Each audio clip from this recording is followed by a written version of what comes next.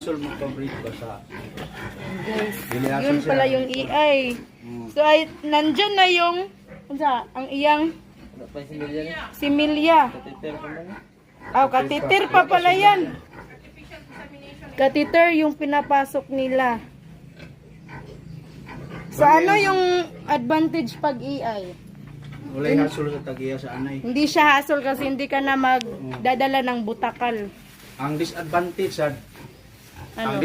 sa mga anay. Bakit? Kaduha ra siya bildan sa isa ka tuig. Dili pa gyud tinuod nga pang ana-ana ang iyang matilawan. Mo nang disadvantage. Ban gyud si tigil mong baboy basingan eh. Oh, safety. Dili masaktan, takalan Oh. sa sakit. Safety siya kay angkor dili makasulod ri sa atong tangkal.